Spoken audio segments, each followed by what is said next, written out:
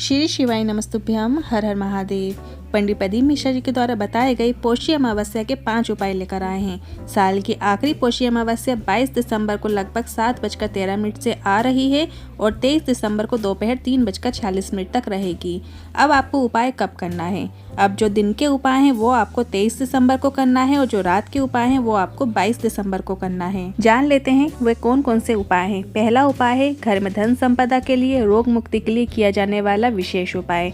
दूसरा उपाय है 2 अक्षत के चावल दाने वाला उपाय। तीसरा उपाय है रोग मुक्ति उपाय। चौथा उपाय है घर के सारे दोष समाप्त करने वाला उपाय। और 5वां उपाय है बीपी, शुगर, लीवर, किडनी जैसे रोग के लिए किया जाने वाला उपाय। पांचों उपाय विशेष हैं। आप चाहो तो एक उपाय कर सकते हैं या एक से अधिक उपाय भी आप कर सकते हैं। जान लेते हैं पहला उपाय आपको कैसा करना है।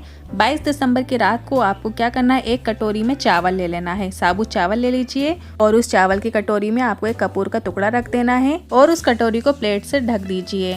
अब घर की जो चौखट होती है उसके दाहिने भाग में आपको रख देना है। घर का दाहिना भाग वो है जब आप अंदर से बाहर की ओर देखेंगे तो जो राइट हैंड साइड है वहाँ पे आपको उस कटोरी को रख देना है। पितरों का स्मरण करते हुए उस कटोरी को रख दीजिए और सुबह के समय आपको उस कपूर को जला देना है। अपने पितरों का ध्यान करते हुए उस कपूर को जलाना है। हमारे घर की सुख समृद्धि रहे, रोग दूर रहे, इस उद्देश्य से आपको वो कपूर को प्रज्वलित कर देना है। इसके बाद जब कपूर जल जाए तो चावल बचेंगे उस कटोरी में, तो उस चावल का क्या करना है, उस चावल को आपको चिड़ियाओं को डाल देना है। आप चाहो तो घर के बाहर डाल सकते हैं या घर की छत के ऊपर डाल दीजिए। बस आपको इतना ही करना है। ये अमावस्या का विशेष उपाय है, केवल आपको एक अमावस्या ही करना है। बढ़ते हैं दूसरे उपाय की तरफ। दूसरे उपाय को करने के लिए आपको क्या करना होगा, एक कलश जल लेना है। तांबे के कलश में जल ले लीजिए और उसमें 2 साबुत चावल के दाने डाल लीजिए। 2 अक्षत आपको डाल लेना है। इसके बाद वो जल आपको श्री शिवाय नमस्तुभ्य मंत्र के साथ शिवलिंग पर चढ़ा देना है। यदि कलश में चावल के दाने रह जाते हैं तो उन चावल के दाने को निकाल कर आपको वापस शिवलिंग पर चढ़ा देना है।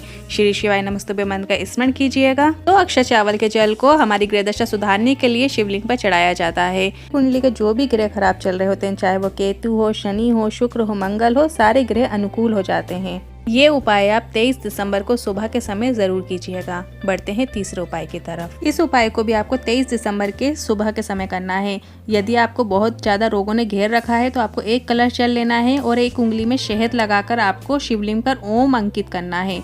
ओम शहद से अंकित करने के बाद 1 लोटा जल कुंदकेश्वर महादेव के नाम से शिवलिंग पर चढ़ा दीजिए और थोड़ा सा जल प्राप्त कर लीजिए। इसके बाद आपको बेलपत्री के वृक्ष के नीचे भी थोड़ा सा जल समर्पित करना है और वो जल को प्राप्त करके घर में मुख्य द्वार पर आपको या तो एक बिंदी लगा देना है उस जल से या फिर त्रिपुंड बना देना है।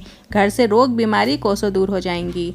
बढ़ते हैं अगले चौथे उपाय की तरफ। घर में यदि किसी भी प्रकार का दोष है, चाहे वो कालसर्प दोष है, पितृ दोष है या वास्तु दोष है, इन सब के निवारण के लिए गुरुजी ने ये विशेष उपाय बताया है। इस उपाय को केवल आप एक अमावस्या भी कर लेंगे तो काफी है। आपको क्या करना है, एक बेलफल लेना है। बेलपत्र के वृक्ष में जो बेलफल लगे होते हैं वो बेलफल आपको ले आना है घर पे और उसका गूदा निकाल के एक तरफ रख देना है। जो अंदर का भाग है उसमें आपको पंजीरी भरना है। पंजीरी कैसे भरना है, आटा सेकना है, उस सेके हुए आटे में आपको शक्कर मिला लेना है। इस तरीके से पंजीरी तैयार करना है। वो पंजीरी का प्रसाद आपको उस खोप के अंदर भर देना है। इसके बाद उस पंजीरी के प्रसाद को जो आपने भर के रखा हुआ है फल में, वो आपको पूरे घर में घुमा लेना है और अपने घर में एक एक सदस्य से उसका स्पर्श करा लेना है। इसके बाद पीपल के पेड़ के नीचे थोड़ा सा गड्ढा करना है और उसके अंदर उसको डाल देना है। सिर्फ आपको इतना ही करना है। अमावस्या के दिन कीजिए। 23 दिसंबर के दिन सुबह के समय आपको ये उपाय करना है। इस उपाय को करने से घर में कितना भी पितृदोष होता है वो हमारा समाप्त हो जाता है। हमारे घर के कार्य सफल होने लगते हैं। घर उन्नति की ओर बढ़ता है, सुख समृद्धि आती है, खुशियाँ आती हैं।